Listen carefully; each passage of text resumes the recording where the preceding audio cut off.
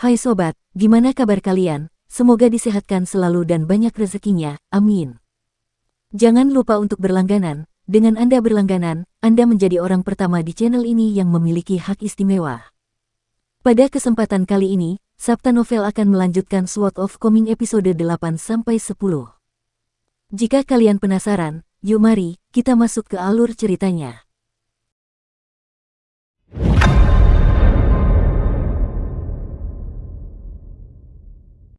Sejak kembali ke rumah, kelopak mata Chen Pingan terus berkedut. Konon, kedutan kelopak mata kiri menandakan kekayaan, sedangkan kedutan kelopak mata kanan menandakan malapetaka. Ia duduk di depan pintu dan mulai memvisualisasikan pembuatan tembikar dengan kedua tangannya tergantung di udara, dan dengan cepat memasuki kondisi yang benar-benar mendalam. Etos kerjanya yang terpuji adalah salah satu alasan mengapa ia selalu melakukan praktik visualisasi jenis ini, sementara faktor lain yang sangat penting adalah bahwa aktivitas tersebut membantunya menahan rasa lapar. Oleh karena itu, ia telah mengembangkan kebiasaan melakukan praktik jenis ini setiap kali ada sesuatu yang terlintas dalam pikirannya. Kerajinan pembakaran tembikar sangat bergantung pada kehendak langit. Sebelum menemukan keramik, tidak seorang pun tahu apakah bentuk, warna, dan glasirnya akan sesuai dengan standar, dan orang hanya bisa menerima apa yang diberikan oleh para dewa. Namun, sebelum membakar keramik, proses pencetakan tidak diragukan lagi sangat penting. Sayangnya, Chen Pingan selalu dianggap oleh Pak Tua Yao kurang memiliki bakat dan lebih banyak diberi tugas-tugas kasar seperti membuat cetakan. Jadi, ia hanya bisa menonton dari samping dan berlatih sendiri untuk mencoba dan merasakan prosesnya. Suara pintu gerbang kayu di halaman sebelah terdengar, menandakan kembalinya Song Jixin dan Zigui dari sekolah. Song Jixin menerjang maju dan melompat ke dinding dengan mudah, lalu berjongkok sebelum merentangkan tangannya, melepaskan sekumpulan batu seukuran kuku jari dengan warna yang berbeda, termasuk putih, hijau, dan merah. Batu-batu yang sama sekali tidak berharga ini dengan berbagai ukuran sangat umum ditemukan di sepanjang tepi sungai di kota itu, dan di antara semuanya, yang paling dicari adalah sejenis batu merah terang yang tampak seperti telah direndam dalam darah ayam. Tuan Qi telah mengukir sebuah segel dari salah satu batu tersebut untuk muridnya, Zhao Yao, dan Song Jixin menyukainya, menawarkan untuk menukarnya dengan sesuatu pada beberapa kesempatan, tetapi dia selalu menolaknya dengan tegas. Song Jixin melemparkan batu pelan ke udara, dan batu itu mengenai dada Chen Pingan, tetapi dia tetap tidak tergerak sama sekali. Batu berikutnya mengenai dahinya, tetapi dia tetap tidak menunjukkan reaksi apapun. Song Jixin sudah terbiasa dengan hal ini, dan ia melemparkan 7 atau 8 batu satu demi satu.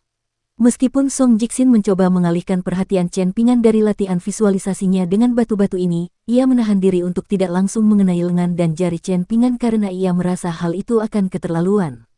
Setelah melempar semua batunya, Song Jixin menepukkan kedua tangannya, sementara Chen Pingan mengembuskan napas dan menggoyangkan pergelangan tangannya, sama sekali mengabaikan Song Jixin. Setelah jeda sebentar, dia menundukkan kepala dan menekuk jari-jari tangan kirinya seolah-olah sedang mencengkeram benda tak kasat mata. Keterampilan membuat tembikar lompat bukanlah keterampilan yang hanya dimiliki oleh tukang tembikar tua manapun di kota itu, tetapi siapapun yang melihat teknik membuat tembikar lompat milik Pak Tua Yao akan selalu memuji dan mengaguminya. Pak Tua Yao telah mengambil beberapa murid, tetapi tidak satu pun dari mereka yang benar-benar memenuhi standarnya. Hanya setelah menemukan Liu Xianyang, dia akhirnya merasa telah menemukan seseorang yang layak mewarisi keahliannya. Di masa lalu, setiap kali Liu Xianyang berlatih teknik lompat burin, Chen Pingan akan selalu memperhatikan dengan saksama dari samping selama dia tidak disibukkan dengan tugas lain. Liu Xianyang sangat suka pamer, dan dia tahu bahwa Chen Pingan sangat pandai menyimpan rahasia, jadi dia sering mengungkapkan beberapa mantra rahasia Pak Tua Yao kepada Chen Pingan untuk memamerkan pengetahuannya. Misalnya, untuk memastikan burin mengikuti jalur yang stabil, seseorang tidak bisa secara dogmatis berfokus untuk menjaga tangannya tetap stabil. Pada akhirnya, kuncinya adalah menjaga hati tetap stabil. Akan tetapi, saat Chen Pingan bertanya kepadanya apa artinya menjaga hati tetap tenang, Liu Xianyang tidak punya jawaban. Setelah menonton beberapa saat, Song Jixin merasa bosan dan melompat turun dari dinding sebelum memasuki ruangan. Zigui berdiri di samping tembok, dan tanpa harus berjinjit, hanya separuh wajahnya yang terlihat dari atas tembok. Meski begitu, masih bisa dipastikan bahwa ia akan tumbuh menjadi wanita cantik jelita. Setelah ragu sejenak, dia perlahan berdiri dengan ujung kakinya dan menyapu pandangannya ke area di sekitar Chen Pingan sebelum melihat sepasang batu yang menarik perhatiannya. Salah satunya berwarna merah terang dan tembus pandang, sedangkan yang satunya lagi seputih salju, dan keduanya baru saja dibuang oleh Song Jixin. Setelah ragu-ragu sejenak, dia memanggil dengan suara malu-malu, "Chen Pingan, bisakah kamu mengambil 2 batu itu untukku? Aku sangat menyukainya." Chen Pingan mengangkat kepalanya untuk menatapnya, memberi isyarat dengan matanya agar dia menunggu sebentar, tetapi dia tidak menghentikan apa yang sedang dilakukannya, dan tangannya tetap stabil seperti sebelumnya. Zigui memberikan senyuman hangat sebagai tanggapan, menyuguhkan pemandangan yang menakjubkan untuk dilihat, seperti kuncup hijau pertama yang tumbuh dari dahan pohon di awal musim semi. Akan tetapi, Chen Pingan sudah menundukkan kepalanya, jadi dia kehilangan pemandangan indah itu. Sudut bibirnya sedikit terangkat, dan secercah cahaya melintas di matanya, seolah-olah ada sejenis makhluk hidup kecil yang berenang di dalamnya. Pada saat Chen Pingan menyelesaikan latihan visualisasinya dan bertanya padanya 2 batu mana yang diinginkannya, sorot matanya sudah kembali normal, dan dia kembali terlihat lembut dan pemalu seperti sebelumnya. Chen Pingan mengambil 2 batu yang ditunjuknya, lalu berjalan ke dinding. Dia baru saja mengangkat tangannya ketika Chen Pingan meletakkan batu-batu itu di atas dinding. Dia mengambil batu-batu itu dan memegangnya erat-erat di tangannya. Jika takdir tidak memihak, maka mereka bisa saja mencari sesuatu selama bertahun-tahun tanpa pernah menemukannya. Namun jika sudah ditakdirkan, maka beberapa hal dapat diperoleh dengan mudah seperti barang-barang jelek yang dijual di pinggir jalan, dan itu semua tergantung pada suasana hati seseorang, apakah mereka ingin mengambilnya atau tidak. Apakah kamu tidak khawatir bocah kecil sombong itu akan datang dan mencaci maki kamu? Chen Pingan terkekeh. Dia tidak mengakui bahwa tuan mudanya telah mencuri dari orang lain, tetapi dia juga tidak cukup malu untuk menyangkal kebenaran, jadi dia hanya tersenyum dan tetap diam. Ada sepasang ibu dan anak yang tinggal di Claivase Eli, dan mereka benar-benar tak tertandingi di kota itu dalam hal kemampuan mereka untuk memenangkan argumen dan melontarkan hinaan kejam. Hanya Song Jixin yang dapat menyaingi mereka dalam hal ini. Di antara pasangan itu, anak itu sangat mencolok. Dia terus-menerus mengeluarkan 2 garis ingus dari lubang hidungnya, dan dia suka menangkap ikan dan mengambil batu dari sungai. Semua ikan yang ditangkapnya disimpan dalam tong air besar, sementara batu-batu yang dikumpulkannya ditumpuk di samping tong tersebut. Entah mengapa, Song Jixin sangat suka mengganggu anak itu. Sesekali, ia akan mengambil beberapa batu dari koleksi anak laki-laki itu, dan ini tidak begitu jelas pada awalnya, tetapi apa yang terjadi dengan cepat menjadi jelas seiring berjalannya waktu karena Song Jixin secara teratur mengambil batu dari tumpukan itu. Setiap kali anak laki-laki itu menyadari bahwa beberapa batu berharganya hilang, ia akan menjadi marah seperti anak kucing liar yang baru saja diinjak ekornya, dan ia bisa berdiri di luar halaman Song Jixin dan meneriakkan kata-kata kotor selama 2 jam sekaligus. Ibunya tidak pernah berusaha mencegahnya melakukan hal ini. Sebaliknya, ia selalu dengan bersemangat mengobarkan api, khususnya dengan mengemukakan fakta bahwa Song Jixin adalah anak haram dari pejabat pengawas Tungku sebelumnya. Dalam beberapa kesempatan, Song Jixin begitu marah kepada pasangan ini hingga ia hampir membawa bangku keluar untuk melawan mereka, dan Zigui harus menahannya setiap kali. Tiba-tiba, terdengar suara melengking. "Cepat keluar, Song Jixin. Pembantumu sedang menggoda Chen Pingan saat aku berbicara. Jelas mereka sedang bermesraan. Jika kamu tidak keluar untuk mendisiplinkan pembantumu, ada kemungkinan besar dia akan melompati tembok malam ini dan mengetuk pintu Chen Pingan. Keluar, keluar." Lihat, Chen Pingan membelai pipinya. Ya ampun, andai saja kamu bisa melihat seringai menjijikkan di wajah Chen Pingan. Song Jixin tidak mau keluar, dan berteriak dari dalam rumahnya, "Apa masalahnya? Aku melihat Chen Pingan meraba-raba ibumu tadi malam. Baru setelah aku bertemu mereka, Chen Pingan buru-buru menarik tangannya dari kerah baju ibumu. Kalau boleh jujur, ibumu yang harus disalahkan. Dia terlalu berisi dan menggairahkan di sana." Chen Pingan yang malang berkeringat deras karena beratnya benda-benda sialan itu.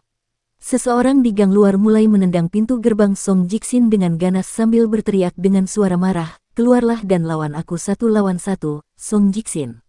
Jika kau kalah, maka kau harus menyerahkan Zigui untuk menjadi pelayanku.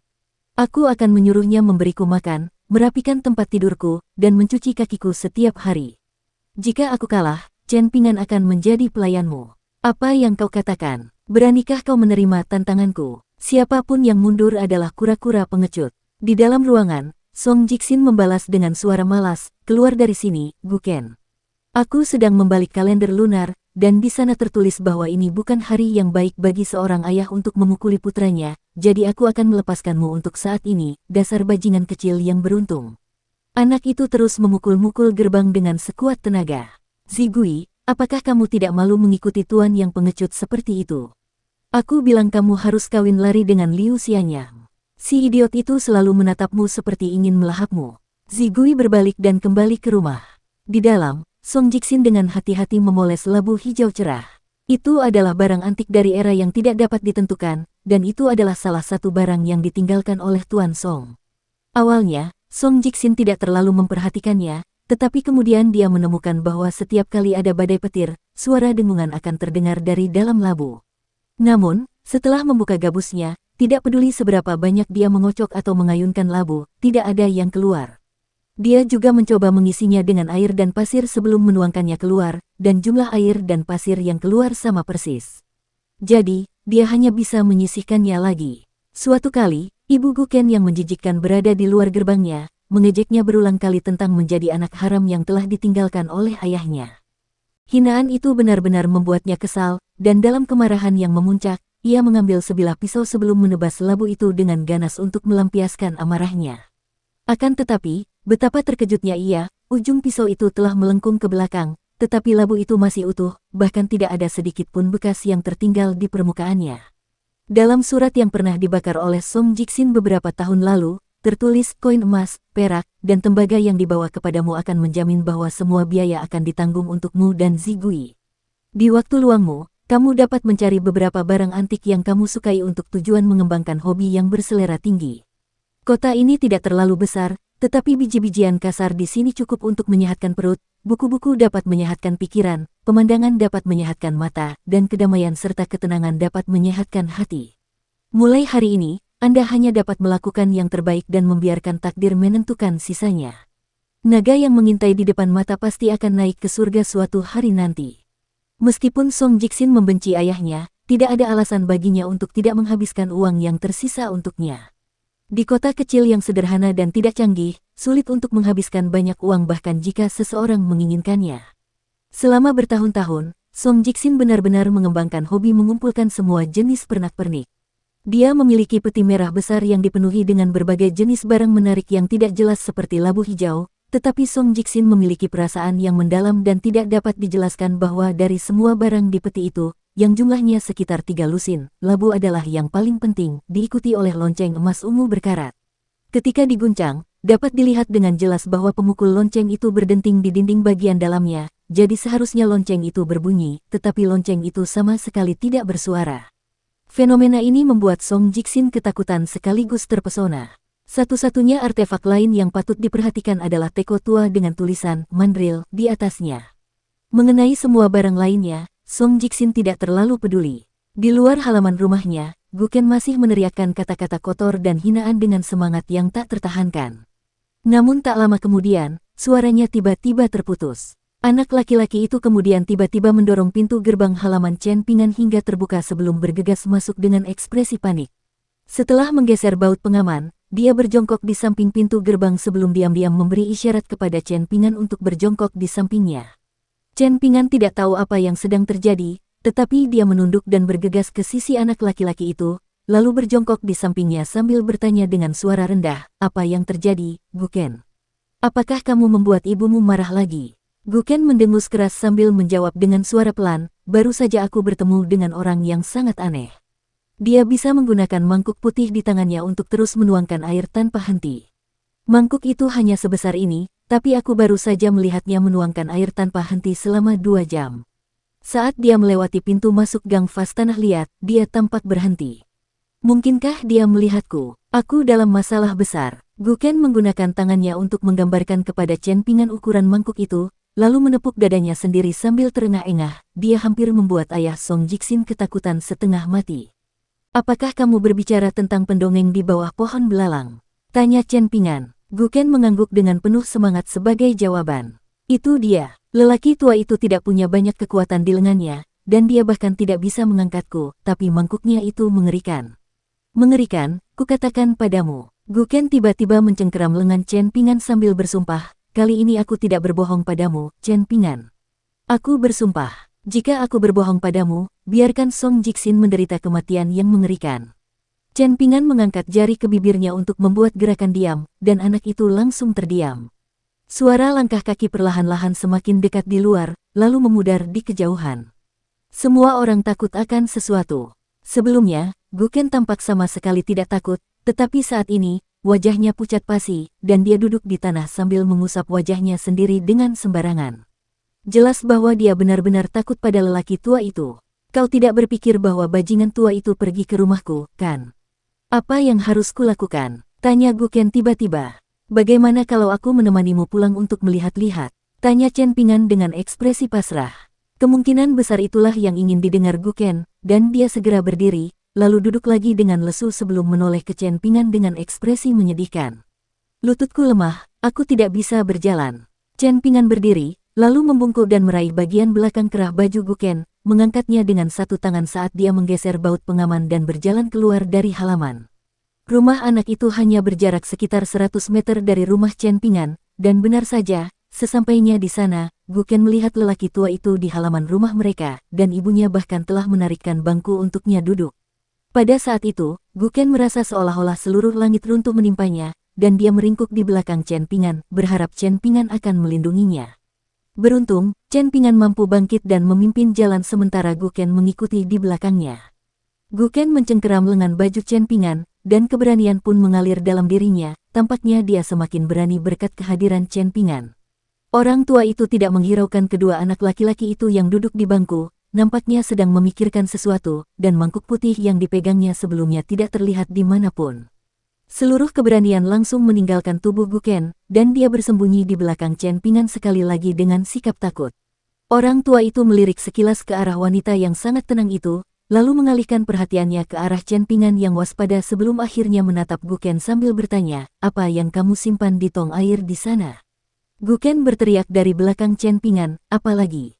Hanya beberapa ikan, udang, dan kepiting yang kutangkap dari sungai dan beberapa belut dan ikan lele yang kupancing dari saluran pertanian. Jika kau menyukainya, silakan ambil saja." Suaranya semakin pelan saat dia berbicara, jelas menunjukkan kurangnya keyakinan dan keberanian. Wanita itu merapikan rambutnya sejenak sebelum menoleh ke arah Chen Pingan sambil memanggil dengan suara lembut, "Pingan." Chen Pingan dapat melihat apa yang diinginkannya, dan dia menepuk kepala Guken sebelum berbalik untuk pergi.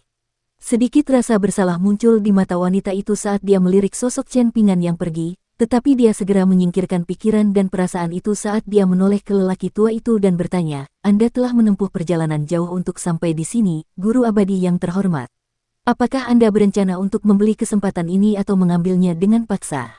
Lelaki tua itu tersenyum sambil menggelengkan kepalanya sebagai jawaban. "Aku tidak mampu membayar harga yang diperlukan untuk membeli kesempatan ini, dan aku juga tidak dapat mengambilnya dengan paksa." Mungkin itu benar di masa lalu, tapi mungkin tidak akan berlaku lagi di masa depan, wanita itu membalas sambil menggelengkan kepala. Sikap santai dan tenang lelaki tua itu langsung memudar setelah mendengar ini, dan seolah-olah dia telah disambar petir. Dia tiba-tiba mengibaskan lengan bajunya ke udara, menggerakkan jari-jarinya dengan cepat seolah-olah dia sedang menghitung sesuatu. Dia lalu menghela napas panjang. Apakah benar-benar perlu sampai sejauh itu? Ekspresi dingin muncul di wajah wanita itu sambil mencibir, "Apakah kamu pikir kota ini penuh dengan orang baik?" Orang tua itu bangkit berdiri dan menatap penuh arti ke arah anak yang kebingungan itu, dan dia tampak telah membuat keputusan yang sangat penting saat dia mengeluarkan mangkuk putih itu dengan jentikan pergelangan tangannya.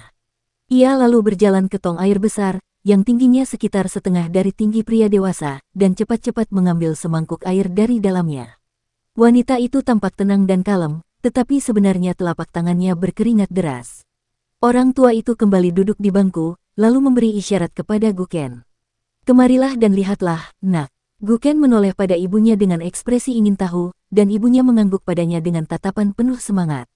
Begitu bocah lelaki itu sampai di dekatnya, lelaki tua itu dengan lembut meniup permukaan air dalam mangkuk itu, menyebabkan air itu beriak tiada henti. "Buka mulutmu," perintah lelaki tua itu sambil tersenyum. Pada saat yang sama, lelaki tua itu mencabut sehelai daun belalang dari suatu tempat di tubuh Guken dengan sapuan tangannya. Dia memegang daun itu di antara dua jarinya dengan genggaman yang sangat ringan. Guken secara refleks membuka mulutnya karena terkejut saat melihat ini, dan dengan jentikan jarinya, daun belalang hijau cerah itu lenyap ke dalam mulut Guken. Anak lelaki itu langsung terpaku di tempatnya, tetapi kemudian ia menyadari tidak ada yang terasa berbeda di mulutnya. Sebelum dia sempat mengatakan apapun, lelaki tua itu menunjuk mangkuk yang ada di telapak tangannya seraya berkata, lihatlah baik-baik dan beritahu aku jika kamu melihat sesuatu. Guken menatap mangkuk itu dengan mata terbelalak, dan pertama-tama, ia melihat bintik hitam yang sangat kecil. Bintik hitam itu kemudian berangsur-angsur berubah menjadi garis hitam yang sedikit lebih besar, dan terus meluas perlahan, berubah menjadi ikan lele berwarna kuning tanah yang berenang dengan gembira di air beriak di dalam mangkuk itu. Tiba-tiba, secercah kesadaran muncul di benak Guken yang kacau, dan dia berseru, "Aku ingat benda itu. Itu milik Chen Pingan, dan aku." Wanita itu langsung menamparkan wajahnya dengan ekspresi marah. "Diam." Orang tua itu sama sekali tidak terkejut dengan hal ini, dan berkata dengan nada acuh tak acuh, "Kita berkultivasi demi keabadian, yang mana merupakan usaha yang bertentangan dengan tatanan alam, jadi memperebutkan sumber daya dan kesempatan untuk membantu kita di jalan itu bukanlah hal yang harus dicemooh. Tidak perlu terlalu gugup, apa yang seharusnya menjadi hak anakmu akan tetap menjadi miliknya apapun yang terjadi, dan apa yang bukan milik anak muda itu pada akhirnya tidak akan menjadi miliknya." Guken beratnya kurang dari 40 kg, tetapi bakatnya luar biasa berat. Orang tua itu telah berusaha keras sebelumnya untuk melakukan teknik rahasia yang telah diwariskan turun-temurun, yang memungkinkannya untuk mengukur bobot bakat kultivasi orang lain. Fakta bahwa ia tidak dapat mengangkat Guken saat menggunakan teknik rahasia ini merupakan bukti bakat luar biasa anak laki-laki itu, dan itulah sebabnya ia akan menerima anak laki-laki itu sebagai muridnya. Kalau tidak, seorang anak seusianya yang memiliki harta yang sangat berharga seperti itu hanya akan mendatangkan malapetaka bagi dirinya sendiri.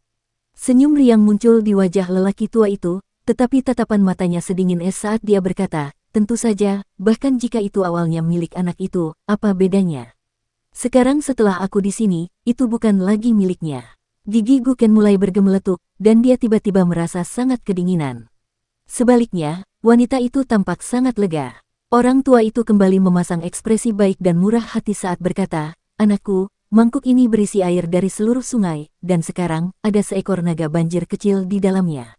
Mulai saat ini, kau akan menjadi murid langsungku. Aku adalah seorang penguasa sejati, dan aku hanya setengah langkah lagi untuk menjadi seorang patriark pendiri sekte, meskipun hanya untuk sekte yang lebih rendah. Di masa depan, kau akan memahami pentingnya konsep-konsep seperti penguasa sejati dan pendirian sekte. Aku jamin bahwa konsep-konsep itu lebih berbobot daripada air dari seluruh sungai di mangkuk ini." Tiba-tiba, Guken menangis terseduh-seduh. "Ini tidak benar. Benda itu milik Chen Pingan." Wanita itu menjadi semakin marah, dan dia mengangkat tangannya untuk mendisiplinkan anaknya yang bodoh lagi, tetapi lelaki tua itu melambaikan tangan untuk menghentikannya. Dia tersenyum sambil berkata dengan sikap acuh tak acuh, "Belum tentu hal buruk jika dia memiliki hati yang baik." Guken menundukkan kepalanya dan menggunakan punggung tangannya untuk menyeka air mata dan ingusnya, sementara wanita itu menoleh ke arah lelaki tua itu dalam diam. Orang tua itu mengangguk sambil tersenyum penuh arti, dan mereka berdua saling mengerti, jadi tidak perlu ada kata-kata lagi. Saat mengangkat kepalanya, Guken mendapati bahwa ibunya dan tuannya yang tiba-tiba muncul entah dari mana, keduanya memiliki senyum tipis di wajah mereka. Guken berbalik dan mendapati Chen Pingan telah menutup gerbang halaman saat kepergiannya. Kota itu seperti sebidang tanah pertanian selama musim panen, tetapi beberapa orang seperti rumput liar yang tumbuh di antara tanaman, tanpa ada yang memperhatikannya. Seorang anak laki-laki bersandal jerami yang berjalan sendirian di Clay Vase Eli adalah salah satu dari orang-orang itu. Seorang pria dan seorang wanita berjalan masuk ke Clay Vase Eli. Pria itu masih sangat muda dengan topi tinggi di kepalanya dan liontin giok hijau tergantung di pinggangnya, tampak lebih seperti tuan muda yang kaya daripada para pemuda dari klan Lu yang kaya raya. Sedangkan wanita itu, sulit untuk mengetahui usianya. Sekilas, dia memiliki kulit yang halus dan dagu yang meruncing yang menyerupai stalaktit yang tergantung di tepi atap selama musim dingin, tetapi setelah diamati lebih dekat, dia memiliki pesona dewasa seorang wanita paruh baya. Matanya yang seperti burung phoenix, tubuhnya yang menggoda, semua hal pada dirinya dari kepala sampai kaki memancarkan kesan pergaulan bebas yang murni, dan pinggulnya meliuk dari satu sisi ke sisi lain saat dia berjalan, memancarkan kesan daya tarik yang sama sekali tidak ada pada wanita lain di kota itu. Wanita itu melihat ke kiri dan ke kanan dengan rasa ingin tahu yang meluap di matanya, dan dia bahkan mengulurkan tangan untuk menyentuh dinding tanah, tetapi tidak dapat menemukan sesuatu yang istimewa tentangnya. Ekspresi penasaran muncul di wajahnya saat dia bertanya, "Funan Hua, apakah tempat ini benar-benar salah satu surga tersembunyi yang kamu bicarakan? Mengapa lorong ini tidak pernah diberi keterangan khusus pada peta yang diberikan kepadaku oleh patriark kita sebelum aku memulai perjalanan ini?" Pemuda itu memberikan jawaban, tetapi tidak menjawab pertanyaan yang diajukan kepadanya. Bagaimana kamu akan membalas budiku jika kamu menemukan hadiah yang tidak terduga di sini? Wanita itu menoleh ke samping, menautkan jari-jarinya sambil menggenggam kedua tangannya di belakang punggungnya, mendorong ke depan dan semakin menonjolkan dadanya yang sudah montok sambil tersenyum lembut dan menjawab, setengah bercanda, aku akan membiarkanmu melakukan apapun yang kau mau padaku. Bagaimana? Pemuda itu tidak menyangka bahwa wanita itu akan begitu berani dan terang-terangan dalam jawabannya, dan dia bingung harus menanggapi apa. Lebih jauh lagi, mereka datang ke sini dengan kedok mengunjungi keluarga dan teman, tetapi pada kenyataannya, nasib dan kekayaan seluruh klannya selama beberapa abad berikutnya, bahkan mungkin milenium berikutnya, bergantung pada perjalanan ini. Dengan mengingat hal itu, dia jelas tidak berani terlibat dalam hubungan yang sembrono dengan wanita ini saat berada di bawah pengawasan seluruh kota. Oleh karena itu, dia segera mengalihkan topik pembicaraan, menunjuk ke bagian dalam gang sambil tersenyum dan berkata, memang benar kita berteman, tetapi persahabatan dan bisnis tidak bisa dicampur aduk, jadi saya harus menegaskan sesuatu. Menurut kesepakatan yang telah kita buat sebelumnya, ada 2 rumah tangga yang berkepentingan di gang Vas Tanah Liat ini, salah satunya adalah seorang tuan dan pembantunya, sementara yang satunya lagi adalah seorang ibu dan putranya. Aku bisa membiarkanmu memilih salah satu dari keduanya, dan sebagai gantinya, setiap tahun, kau akan memberikan kota naga tua kami 10 buah batu akar awan, produk khusus Gunung Awan Fajar milikmu. Apakah kau setuju dengan persyaratan itu, gadis surgawi Kai? Tentu saja, jawab wanita itu sambil anggukan dan senyum menggoda. Pemuda itu melangkah maju perlahan sambil melanjutkan, mulai sekarang, jika kalian memperoleh barang-barang yang menarik di tempat ini di luar proyeksi klan kami, barang-barang itu harus diserahkan kepada para leluhur kami di kedua belah pihak untuk dinilai guna menentukan harga yang pantas. Setelah itu, Gunung Awan Fajar kalian akan menawarkan batu akar awan yang nilainya setara dengan setengah dari nilai barang-barang itu. Apakah kalian keberatan dengan ini, Kai Jinjian? Dengan kata lain, maksudku adalah setelah kau menyetujui usulan ini dan mendapatkan apa yang kau inginkan di sini, apakah kau yakin bisa meyakinkan para leluhur Daun Cloud Mountain untuk menyetujui persyaratan taruhan ini? Tiba-tiba, raut wajah wanita itu berubah serius dan serius, seolah-olah dia telah berubah menjadi orang yang sama sekali berbeda. Perubahan sikapnya sangat tiba-tiba, dan dia menyerupai seorang permaisuri kerajaan saat dia berkata dengan tegas, aku yakin aku bisa. Mata pemuda itu sedikit menyipit saat ekspresi serius juga muncul di wajahnya, dan dia berhenti di tengah jalan untuk menatap langsung ke arah Kai Jinjian. Biarkan aku menjelaskan ini, kau dan aku membentuk hubungan kerja sama di sini untuk keuntungan bersama, bukan karena sesuatu seperti cinta pada pandangan pertama atau alasan pribadi apapun. Sebaliknya, hal itu didasarkan pada kebaikan hati yang telah dikumpulkan dan dipertahankan oleh para senior dan leluhur kita di Old Dragon City dan Dawn Cloud Mountain selama beberapa abad. Jika kita mengacaukannya dan memancing kemarahan para kakek tua itu, kita tidak hanya tidak akan mampu menanggung akibatnya, hal yang sama juga akan berlaku bagi orang tua dan tuan kita. Kai Jinjian tersenyum sambil menjawab, itulah sebabnya selama berada di kota ini, kita harus bekerja sama dengan solidaritas dan bersikap sepenuhnya terbuka dan jujur satu sama lain, bukan? Meskipun suasana gang tempat mereka berada gelap dan kumuh, ketampanan Fu Nanhua tidak berkurang sedikit pun, dan dia juga tersenyum sambil berkata, selain itu. Dia berbalik untuk melihat ke belakangnya, lalu mengalihkan pandangannya dan merendahkan suaranya sambil melanjutkan, kita juga harus waspada terhadap mereka berdua. Mereka bukan dari sekte yang mapan dan bereputasi baik seperti Sun Skok Mountain, dan kudengar mereka sangat tidak menentu dan tidak suka bermain sesuai aturan. Kai Jinjian menyipitkan matanya, dan meskipun dia tidak berbicara, matanya yang ekspresif berbicara untuknya, seolah berkata, itulah mengapa aku memilihmu. Fu Nanhua melanjutkan dengan suara pelan, ayo pergi. Mungkin ada seorang sage yang mengendalikan tempat ini untuk menyeimbangkan semua kekuatan, tetapi lebih baik berhati-hati agar kita tidak menemui kematian yang tak terduga di tempat seperti ini. Bagaimanapun, apakah kita akan mampu terbang tinggi atau tidak akan bergantung pada keberhasilan perjalanan ini. Di tempat lain, Fu Nanhua adalah seorang anak ajaib yang sangat terkenal, dan hatinya menjadi semakin teguh saat dia berbicara. Dao Agung ada di sana untukku, dan aku akan melenyapkan siapapun yang berani menghalangi jalanku, bahkan jika mereka adalah makhluk abadi atau dewa. Dia mengarahkan pandangannya lebih dalam ke gang itu, dan dia melihat seorang anak laki-laki muda kurus mendekati mereka dari jauh.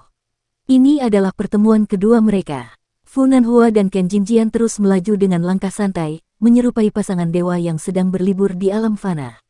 Kai Jinjian juga melihat anak laki-laki itu, dan dia berkata dengan ekspresi penasaran, ini sudah kedua kalinya kita bertemu dengannya. Mungkinkah dia juga? Meskipun suaranya melemah sebelum dia menyelesaikan kalimatnya, Fu Nanhua tahu apa yang ingin dia katakan, dan raut wajahnya tampak geli saat dia mengejek, mari kita bersikap realistis di sini, gadis surgawi Kai. Ada lebih dari 600 rumah tangga di sini, dan jika kita menghitung pelayan dari 10 klan kaya juga, itu berarti populasinya mendekati 5.000 orang. Betapapun hebatnya kota ini dalam menghasilkan anak-anak ajaib, semua anak ajaib terbaik dengan bakat luar biasa telah dipisahkan dan diambil oleh tokoh-tokoh yang sangat berkuasa di atas kita. Kita hanya dapat mengambil beberapa sisa karena, entah karena alasan apa, tokoh-tokoh yang sangat berkuasa itu sengaja meninggalkan beberapa untuk kita. Senyum meremehkan diri juga muncul di wajah Kai Jinjian, dan dia merasa agak malu atas optimismenya yang naif. Setelah ragu sejenak, dia berkata, aku tidak tahu apa yang dikatakan seniormu, tetapi ayahku mengatakan kepadaku bahwa setelah memasuki tempat ini, jika aku bertemu seseorang yang membuatku merasa tidak enak, aku harus secara aktif menghindarinya dan menghindari memprovokasi mereka dengan cara apapun. Ini mungkin hanya kota kecil, tetapi seperti genangan air kecil yang tampak tidak berbahaya dari luar, tetapi sebenarnya mengandung air yang sangat dalam. Mereka yang membuat kita merasa takut kemungkinan besar adalah lawan yang akan kita hadapi dalam pencarian harta karun di kota ini. Adapun mereka yang membangkitkan rasa kedekatan dalam diri kita, mereka kemungkinan besar adalah orang-orang yang diberkati dengan keberuntungan dan berpotensi memberikan peluang bagi kita untuk mengembangkan diri. Yang harus kita lakukan adalah menahan diri dari membunuh orang sebanyak mungkin dan menghindari pelanggaran aturan lama yang sudah ditetapkan. Selain itu, kita dapat melakukan apapun yang kita inginkan, entah itu menipu orang lain untuk mengambil harta mereka, atau hanya mengambil mereka dengan paksa. Tiba-tiba, alisnya sedikit berkerut saat dia melanjutkan, ngomong-ngomong, kenapa kamu tidak mengizinkanku membawa seseorang dari klan Zhao setempat? Aku memang mempelajari dialek yang digunakan di daerah ini sebelum datang ke sini, tapi... Dukung terus channel YouTube Sabta Novel. Fu Nanhua menggelengkan kepalanya sambil menyela, semua klan terkemuka di sini selalu memiliki semacam jalur rahasia yang menghubungkan mereka dengan dunia luar. Mereka mampu menyampaikan beberapa informasi sepele ke dunia luar tepat di bawah hidung para sage tanpa dianggap melanggar aturan apapun, dan mereka telah membangun fondasi yang cukup kuat di sini selama beberapa generasi. Dibandingkan dengan para pendukung sejati klan-klan itu, Old Dragon City dan Dawn Cloud Mountain kita sedikit lebih rendah. Selain itu, sebaiknya hindari merekrut bantuan orang lain sebisa mungkin. Semakin banyak orang terlibat dalam hal ini, semakin besar kemungkinan sesuatu yang tidak terduga akan terjadi, dan itu dapat menggagalkan rencana kita. Jika kau tidak ingin berbicara, maka aku akan melakukannya sebagai gantimu. Kai Jinjian tersenyum sambil menjawab, tidak apa-apa, dialeknya agak asing bagiku. Aku tidak terlalu dimanja sehingga membutuhkan orang lain untuk berbicara mewakiliku. Fu Nanhua tersenyum tipis sebagai jawaban, dan Kai Jinjian tidak mengatakan apapun lagi. Pada akhirnya, mereka hanyalah sekutu sementara, jadi mereka tidak terlalu dekat satu sama lain. Selain itu, di mata orang-orang ambisius yang mengejar dao besar, bahkan ikatan keluarga dekat tak lebih dari sekadar hubungan sepele. Fu Nanhua berbicara dengan cara yang sopan dan agung, seolah-olah dia adalah tuan muda dari klan yang sangat kaya. Sebenarnya ada alasan yang sangat sederhana yang melatar belakangi mengapa ia bersedia membocorkan rahasia yang dijaga ketat dan membocorkan metode kultivasi yang diajarkan secara pribadi oleh ayahnya kepada Kai Jinjian. Berbeda dengan kedua orang lain yang sebelumnya ikut bepergian bersama mereka, yaitu seorang pria setengah baya yang lamban dan bijaksana, serta wanita muda berpakaian hitam yang dingin dan menakutkan, Fu Nanhua telah memutuskan bahwa dia akan membunuh Kai Jinjian sejak dia menginjakkan kaki di kota itu. Fu Nanhua tanpa sadar menggenggam erat liontin giok hijau yang tergantung di pinggangnya, sesuatu yang selalu ia simpan di sisinya. Kai Jinjian memejamkan matanya sambil merenung, lalu membukanya kembali sesaat kemudian sambil memutuskan, aku akan memilih Guken. Baiklah, kalau begitu sudah diputuskan, jawab Fu Nanhua sambil mengangkat sebelah alisnya. Sementara itu, Chen Pingan telah berjalan menuju pintu masuk halaman rumahnya, dan baru saja hendak melangkah masuk ketika Fu Nanhua dan Kai Jinjian bergegas mendekatinya. Yang pertama tersenyum sambil berkata, kita bertemu lagi. Sungguh kebetulan. Chen Pingan berbalik saat mendengar suara di belakangnya, dan mengangguk sebagai jawaban sambil bertanya, ada yang bisa saya bantu? Fu Nanhua sangat fasih dalam dialek yang digunakan di kota kecil itu, dan dia berkata, tempat ini disebut lorong vas tanah liat, kan? Saya ingin bertanya apakah ada seseorang bernama Song Jixin yang tinggal di sini, dan juga seorang anak bernama Guken. Saya dari ibu kota, dan orang tua saya adalah teman keluarga ayah Song Jiksin. Ini Kai Jinjian, dan dia adalah saudara dari ibu Guken, itulah sebabnya kami bepergian bersama. Sungguh kebetulan bahwa kedua orang yang kami cari tinggal di gang yang sama. Semuanya disusun dengan sangat mudah sehingga hampir terasa seperti alur cerita sebuah novel. Fu Nanhua tersenyum tenang dan ramah saat berbicara, dan meskipun ia berbicara kepada seorang anak muda yang rendah hati seperti Chen Pingan, ia tetap membungkuk sedikit agar wajahnya sejajar dengan wajah Chen Pingan, bukannya menunduk dan memandang rendah Chen Pingan.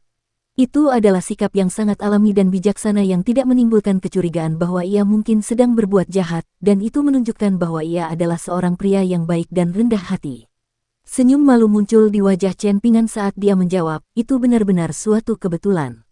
Senyum Fu Nanhua semakin lebar saat dia bertanya dengan suara lembut, bolehkah saya bertanya di mana mereka berdua tinggal di gang ini? Yang mengejutkannya, Chen Pingan menggelengkan kepalanya sambil menjawab, saya magang di tempat pembakaran naga hingga baru-baru ini, jadi saya tinggal di luar kota selama bertahun-tahun dan baru saja pindah kembali. Oleh karena itu, saya tidak begitu mengenal tetangga saya di gang ini. Mungkin Anda harus bertanya kepada orang lain.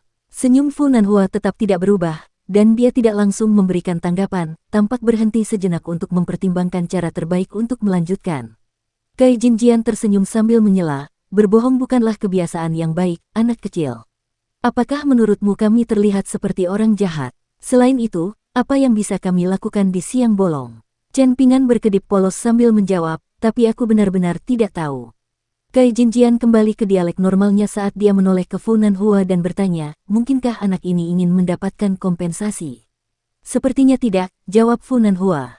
Sedikit kegelisahan yang sangat tersembunyi melintas di mata Kai Jinjian saat dia berkata, jika keadaan menjadi lebih buruk, kita harus mengetuk pintu setiap rumah di sini. Kita akan dapat menemukan orang yang kita cari pada akhirnya. Fu Nanhua melambaikan tangannya untuk menepis gagasan ini, lalu dengan sabar menoleh kembali ke Chen Pingan sambil menawarkan, bagaimana dengan ini? Jika kamu membantu kami, aku akan memberimu sesuatu. Chen Pingan menggaruk kepalanya saat dia melihat kembali ke arah Fu Nanhua dengan sepasang mata yang jernih dan polos. Tiba-tiba, Fu Nanhua berdiri tegak lagi. Dia melihat seorang anak laki-laki muda terpelajar berjongkok di atas tembok tidak jauh dari mereka, dan anak laki-laki itu tengah memperhatikan mereka sambil bertengger di tempatnya yang menguntungkan. Di samping anak laki-laki itu berdiri seorang gadis yang usianya hampir sama. Hanya separuh wajahnya yang terlihat, tetapi terlihat bahwa dia memiliki penampilan yang sangat bersih dan elegan, dengan sepasang alis yang halus. Pada saat itu, Fu Nanhua yakin bahwa anak muda ini adalah orang yang sedang dicarinya. Anak lelaki itu berdiri dan bertanya dengan suara keras, apakah kamu mencari seseorang? Fu Nanhua dan Kai Jinjian terpaksa mendongak untuk menatapnya, dan yang pertama menjawab, benar, aku mencarimu, dan temanku di sini mencari Guken. Bisakah kau membantu kami? Apakah kamu mengenalku? Tanya anak laki-laki itu dengan alis berkerut. Fu Nanhua tersenyum sambil menjawab, tentu saja tidak, tetapi aku kenal dengan Master Song, yang saat ini bekerja di Kementerian Ritus. Song Jiksin tidak membuang waktu lagi dengan basa-basi saat dia bertanya, aku bisa membantumu menemukan bocah sombong itu, Guken, tapi apa untungnya bagiku? Fu Nanhua segera melepaskan liontin giok hijau yang tergantung di pinggangnya, lalu melemparkannya ke Song Jiksin. Kamu boleh mengambil ini. Song Jiksin agak terkejut saat ia menangkap liontin giok itu, namun ekspresinya tetap tidak berubah saat ia menoleh ke Zigui dan memberi perintah, bawa mereka ke Guken. Zigui mengangguk sebagai jawaban dan keluar dari halaman. Berdiri di jalan sempit di luar, seolah-olah kehadirannya saja sudah cukup untuk menerangi seluruh lorong vas tanah liat. Fu Nanhua menoleh ke arah Chen Pingan sambil tersenyum dan berkata, aku akan meninggalkanmu dengan pesan perpisahan, anak kecil, bahkan hujan yang turun dari langit tidak dapat menyuburkan tanaman tanpa akar. Dia lalu berjalan ke arah Zigui, namun Kai Jinjian tetap berdiri di depan Chen Pingan, menatapnya dengan ekspresi geli sambil bertanya, apakah kamu tahu apa artinya? Entah mengapa, tiba-tiba dia terdorong untuk menggoda anak muda itu, dan sebelum Chen Pingan sempat menjawab, dia terkekeh, dia bilang padamu bahwa kamu baru saja kehilangan kesempatan besar. Jika dia bersedia memberikan sedikit kotoran yang dikikis dari bawah kukunya dan memberikannya padamu, kamu akan bisa hidup dengan nyaman dan mewah selama sisa hidupmu di sini. Beruntungnya bagi Anda mungkin tidak akan pernah tahu persis apa yang Anda lewatkan hari ini. Saya kira itu satu-satunya hikmah di balik semua ini. Kalau tidak, Anda akan menyesal. Fu Nanhua dapat mendengar apa yang diucapkannya, dan dia merasa seolah-olah kata-kata yang diucapkannya sia-sia belaka bagi anak muda yang jelas-jelas tidak mengerti apa yang sedang dibicarakannya.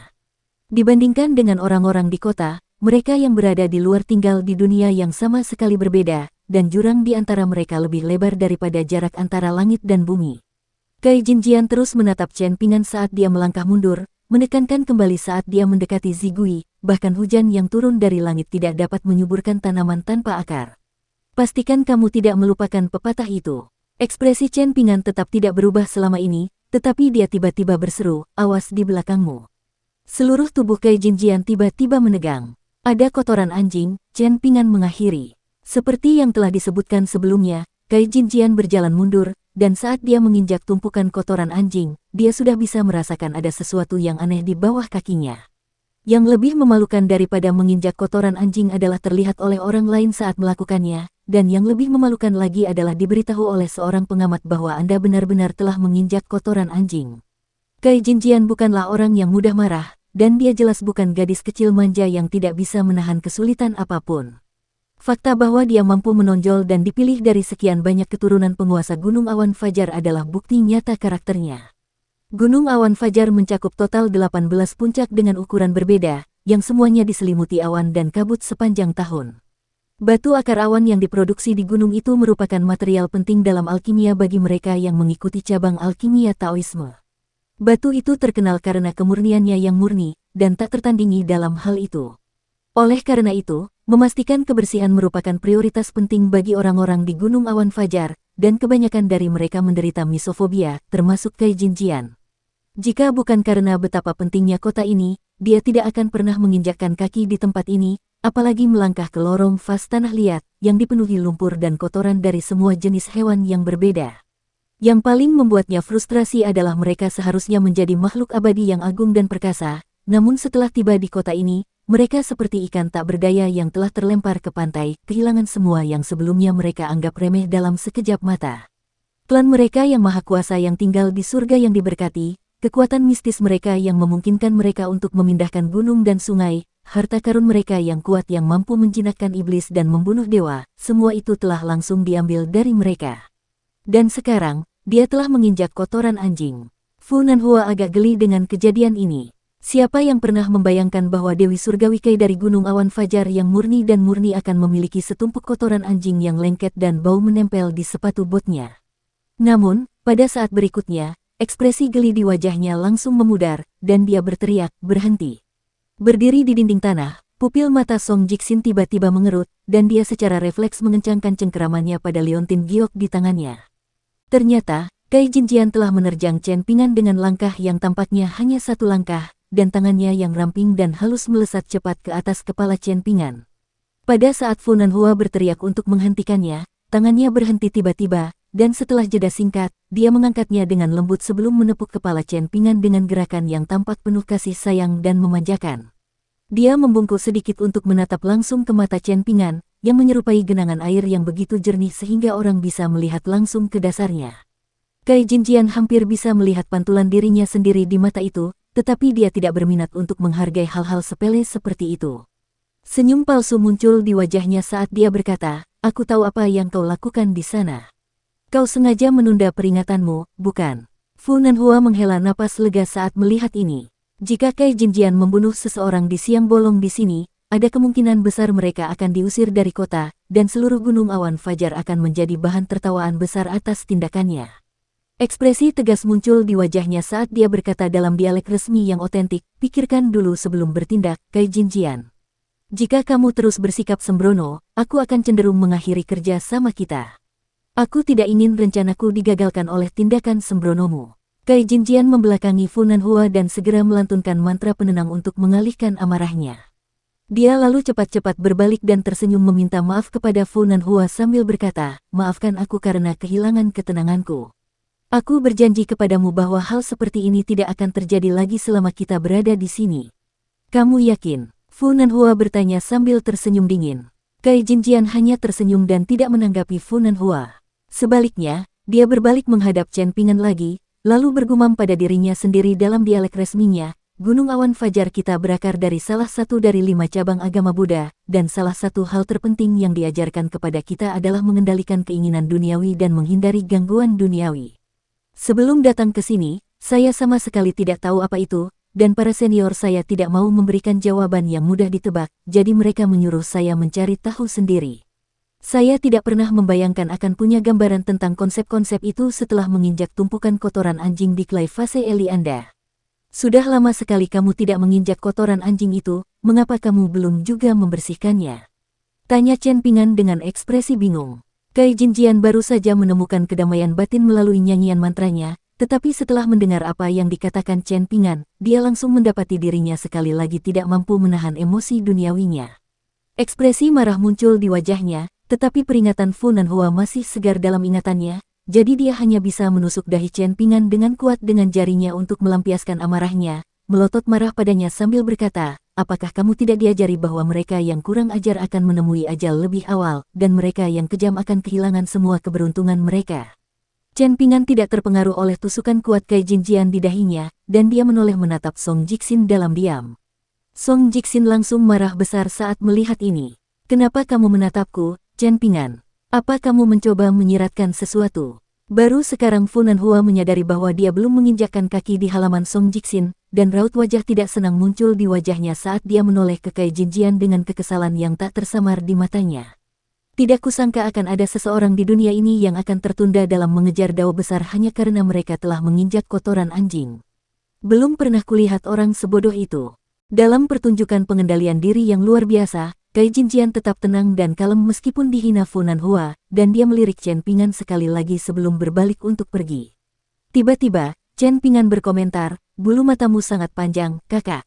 Beraninya semut hina seperti dia berbuat seenaknya padaku. Kai Jinjian sangat marah, dan dia segera berbalik, memutuskan saat itu juga bahwa dia akan memberi pelajaran pada anjing kampung yang menjijikkan ini. Di matanya, Chen Pingan tampak jujur dan polos di luar, tetapi sebenarnya, dia licik dan licik seperti rubah. Meskipun dia sangat dibatasi saat memasuki tempat ini, untuk sementara tidak dapat menggunakan harta dan kemampuannya, dia telah menuai manfaat dari kultivasi sejak usia muda. Kondisi fisiknya terus ditingkatkan melalui kultivasinya, dan efeknya tidak terlalu terasa, jauh lebih sedikit daripada hasil yang bisa diharapkan dari spesialisasi dalam pelatihan seni bela diri. Tetapi dia masih lebih dari cukup diperlengkapi untuk menghadapi seorang anak laki-laki yang telah tumbuh sepanjang hidupnya di kota pedesaan ini.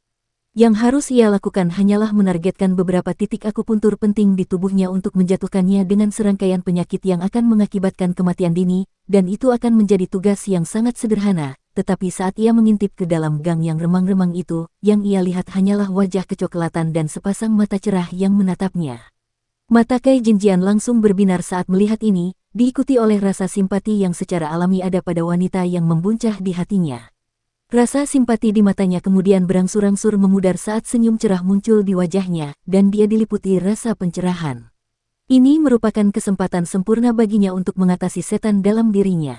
Sejak Gunung Daun Cloud didirikan oleh Patriark Daun Cloud, sebuah gagasan selalu diperjuangkan, yakni bahwa awal dan akhir setiap pertemuan yang ditakdirkan adalah pengalaman yang melampaui kesengsaraan. Tentu saja tidak ada metode pasti untuk mengatasi kesengsaraan ini dan orang yang mampu mengatasinya harus mencari solusinya sendiri.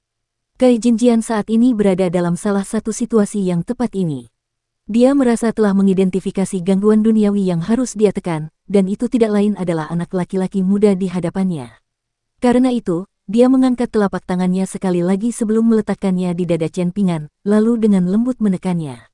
Rangkaian gerakan itu dilakukan dengan sangat cepat dan lancar, dan meskipun Chen Pingan bereaksi dengan mengambil setengah langkah mundur, dia masih tidak dapat menghindari telapak tangan Kai Jinjian. Fu Nanhua menatap tajam ke arah sosok Kai Jinjian yang menggoda, tetapi dia tidak merasakan sedikit pun ketertarikan atau pesona, hatinya dipenuhi dengan amarah yang membara. Dia dengan paksa menekan niat membunuhnya sambil berteriak dengan suara geram, pukulan di dahi itu saja sudah cukup untuk terus menyiksanya dengan penyakit selama sisa hidupnya. Tentunya hukuman seperti itu sudah cukup. Mengapa kamu bertindak lebih jauh? Apakah kamu sudah gila, Kai Jinjian? Apakah kamu benar-benar akan meninggalkan pengejaranmu terhadap dao besar hanya untuk membalas dendam pada anjing liar yang kotor? Kai Jinjian tidak menghiraukan tuduhannya, dan Fu Nanhua merendahkan suaranya saat ia menenangkan diri dan mencibir, Tidak kusangka Kai Jinjian yang sangat terkenal dari Gunung Awan Fajar akan bersikap picik sehingga ia rela merendahkan diri ke tingkat yang sama dengan pemuda yang tidak berpendidikan. Apakah kau tidak malu dengan tindakanmu?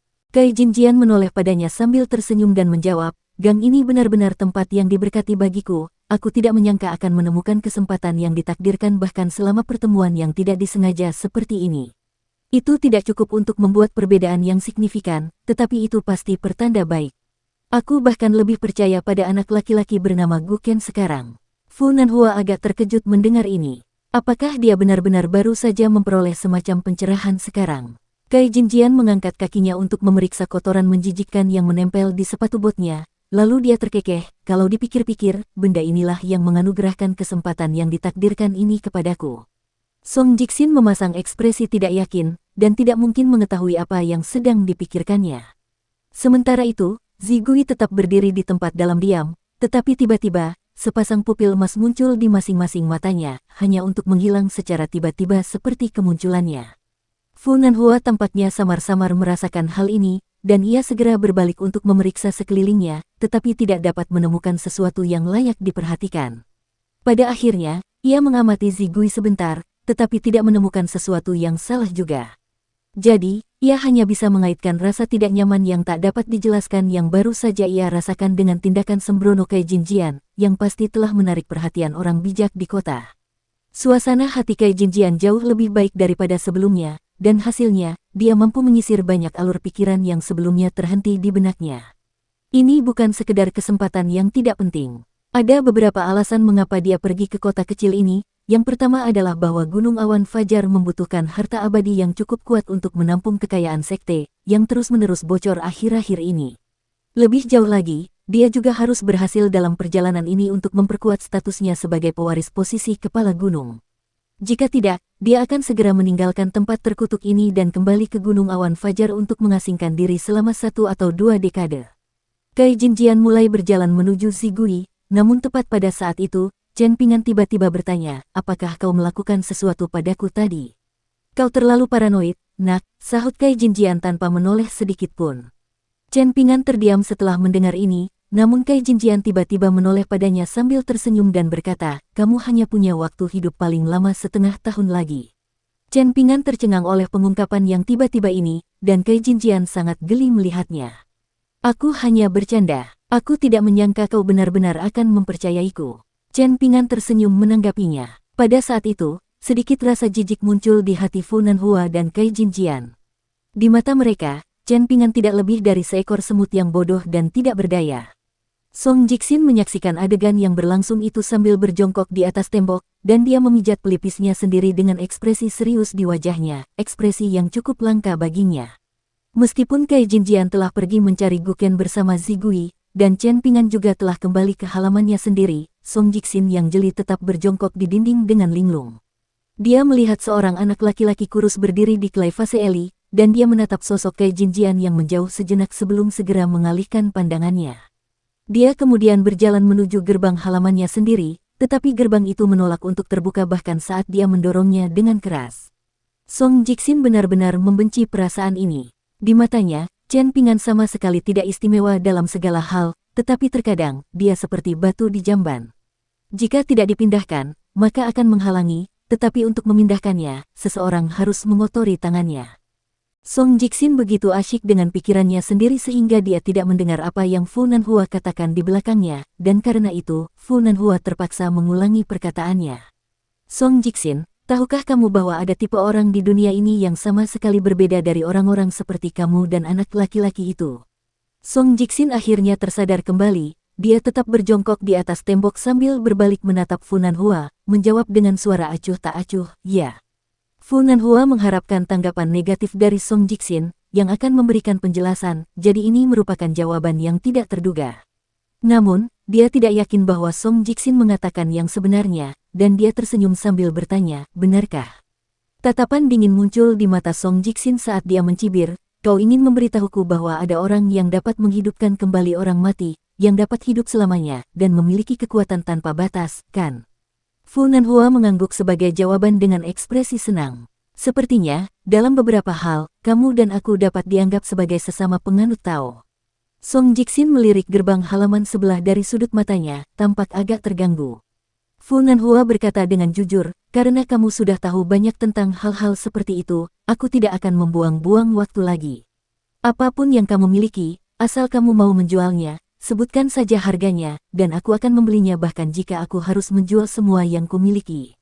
Song Jixin agak bingung. Aku tahu kau memiliki status yang lebih tinggi di klanmu daripada wanita itu di klannya, jadi mengapa dia memperlakukan anak laki-laki itu dengan hina tadi, namun kau bersedia untuk memperlakukanmu setara? Fu Nanhua bertanya, menyimpulkan kalimat Song Jixin untuknya. Song Jixin mengangguk sebagai tanggapan sambil memuji, kamu orang yang cukup pintar. Selalu lebih mudah berbicara dengan orang pintar. Meskipun Song Jixin secara fisik menatapnya dan berbicara kepadanya dengan cara yang agak merendahkan, Fu Nanhua tetap tidak terganggu sama sekali. Berbeda sekali dengan Kai Jinjian yang menganggap Chen Pingan tak lebih dari sekadar semut, Fu Nanhua bukan saja merasakan kedekatan terhadap Song Jixin, ia juga merasakan kekaguman dan penghormatan yang tak terlukiskan terhadap Gang Fas Tanah Liat secara keseluruhan. Oleh karena itu, Fu Nanhua benar-benar menganggap Song Jixin sebagai tandingannya.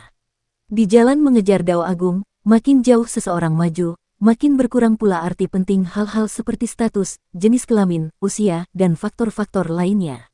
Song Jixin melompat turun dari tembok, lalu berkata dengan suara rendah, mari kita bicara di dalam.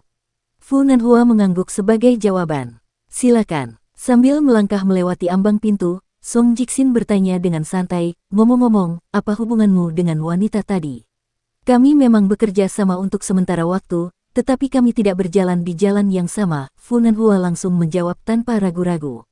Song Jixin mengangguk sebagai jawaban, lalu mengatakan beberapa hal yang agak tidak dapat dijelaskan. Kalau begitu, bukankah kau terlalu banyak bertele-tele? Kudengar dunia luar dipenuhi oleh iblis, dewa, makhluk abadi, dan segala macam hal aneh dan spektakuler, tetapi semua orang yang mengikuti jalur kultivasi seharusnya segera menyelesaikan semua perbedaan untuk menghindari masalah yang mungkin timbul di kemudian hari. Bukankah begitu? Sebagai tuan muda tertua dari klan abadi dari kota Naga Tua, Fu Nanhua sangat cerdik melebihi usianya, dan dia segera mengerti apa yang diinginkan Song Jixin, meskipun isi kata-katanya samar. Oleh karena itu, dia tersenyum sambil bertanya, apakah ada permusuhan di antara kalian berdua? Mata Song Jixin membelalak saat dia memasang wajah terkejut. Apa yang kamu bicarakan? Dia kemudian tampaknya menyadari bahwa tindakannya sama sekali tidak dapat menipu Fu Nanhua, jadi dia menghentikan pura-pura terkejutnya yang berlebihan, dan dia duduk di kursi di ruangan itu sebelum mengulurkan tangan, mengundang Fu Nanhua untuk ikut duduk. Setelah itu, ekspresi serius muncul di wajahnya saat dia berkata, nama anak laki-laki dari rumah tetangga itu adalah Chen Pingan, dan dia kehilangan orang tuanya di usia yang sangat muda. Meskipun kita sudah bertetangga selama bertahun-tahun, kita bahkan belum pernah bertengkar. Anda mungkin tidak percaya, tetapi itu terserah Anda. Fu Nanhua langsung mampu membaca maksud tersirat dan memahami maksud Song Jixin. Dia memberitahu Fu Nanhua bahwa Chen Pingan hanyalah seorang yatim piatu yang tidak dapat diandalkan siapapun dan tidak memiliki ikatan dengan dunia ini, jadi meskipun dia meninggal, tidak akan ada seorang pun yang menyelidiki kematiannya. Setelah menyadari hal itu, Fu Nanhua merasa sedikit heran. Tiba-tiba ia menyadari bahwa takdir memang terkadang bekerja dengan cara yang agak tidak masuk akal. Dapat dikatakan bahwa dengan sengaja menyembunyikan alamat Song Jixin dan Zi Gui dari Fu Nanhua, Chen Pingan secara tidak sengaja telah mendatangkan bencana pada dirinya sendiri, dan ini pada akhirnya akan menyebabkan kematiannya. Mengingat latar belakang istimewa Song Jixin, seseorang seperti Chen Pingan seharusnya berada jauh di bawahnya, namun di sini, dia pada dasarnya meminta Fu Nanhua untuk membunuh Chen Pingan. Dengan mengingat hal itu, Fu Nanhua tak dapat menahan diri untuk tidak teringat pada sebuah pepatah, bahkan saat masih bayi, keturunan harimau dan macan tutul sudah memiliki keinginan untuk memburu sapi. Tanda pisah, tanda pisah, tanda pisah, tanda pisah, tanda pisah. Sementara itu, Guken sudah terkunci di rumahnya, sementara ibunya dan orang yang mengaku sebagai tuan sejati itu duduk berhadapan. Orang tua itu sedang memeriksa telapak tangannya sendiri yang penuh dengan garis-garis. Tak lama kemudian, dia melipat telapak tangannya sambil tersenyum tipis dan berkata, sudah selesai. Ekspresi bingung muncul di wajah wanita itu saat dia bertanya, bolehkah saya bertanya apa yang kamu lakukan hingga membuat Chen Pingan? Tiba-tiba, kilatan dingin melintas di mata lelaki tua itu, dan wanita itu sangat ketakutan melihat hal itu hingga dia langsung berhenti berbicara. Lelaki tua itu mengarahkan pandangannya ke arah gerbang halaman, lalu dengan lembut mengibaskan lengan bajunya ke udara, menciptakan angin sepoi-sepoi yang berputar-putar di sekitar halaman tanpa henti. Ia kemudian menjelaskan, saya datang ke sini hanya karena saya berada dalam situasi yang sangat menyusahkan dan tidak punya pilihan selain melakukan perjalanan ke tempat ini. Saya tidak dalam bahaya langsung untuk saat ini, tetapi semakin lama saya tinggal di sini, semakin. Seperti yang dikatakan bocah itu, Song Jixin, terlalu banyak bertele-tele hanya akan menghasilkan hasil yang buruk. Hal baiknya adalah bahwa lelaki itu telah membangkitkan kebencian surga dan kemarahan rakyat. Meskipun dia telah membuat pengakuan besar, kehancurannya pada akhirnya tetap tidak dapat dihindari. Sayang sekali, dia bisa saja mencapai puncak yang sangat tinggi, tetapi sebaliknya, segalanya berubah drastis menjadi lebih buruk baginya, dan situasinya saat ini benar-benar tragis untuk dilihat. Hanya dengan memanfaatkan kesempatan ini, saya dapat membuat beberapa rencana untuk putra Anda. Sekarang, aku harus melihat apakah aku bisa mengakhiri hidup anak itu sekaligus menghindari akibat buruk di masa depan dengan memastikan bahwa tidak ada orang bijak atau abadi yang akan mengetahui apa yang telah dilakukan di sini. Hanya dengan begitu aku dapat memastikan bahwa murid baruku ini akan mampu bangkit seperti angin dalam perjalanan kultivasinya dan akhirnya bangkit menjadi seekor naga. Wanita itu berkeringat deras saat dia mendengarkan dalam diam. Orang tua itu tersenyum sambil merenung, kau pasti berpikir aneh bahwa seseorang sepertiku, yang telah mengabdikan dirinya untuk berkultivasi dan mengejar dao agung, akan berakhir menjadi begitu picik dan bermusuhan. Bahkan, aku berani bertaruh kau berpikir bahwa aku tidak lebih baik dari seorang wanita desa yang tidak berpendidikan seperti dirimu, bukan begitu? Wanita itu buru-buru menundukkan kepalanya sambil menjawab dengan suara gemetar, aku tidak berani memikirkan hal-hal kurang ajar seperti itu. Orang tua itu hanya tersenyum dan tidak mengatakan apa-apa lagi, menunggu dalam diam kedatangan Kai Jinjian. Di jalur kultivasi, tidak ada batasan kekuatan yang bisa diperoleh seseorang. Kai Jinjian menganggap penduduk kota sebagai semut, namun di mata seorang bangsawan sejati, dia dan Fu Nanhua tidak lebih dari sekadar semut, dan dia tidak perlu berdebat dengan semut yang bisa dengan mudahnya diinjaknya ke tanah.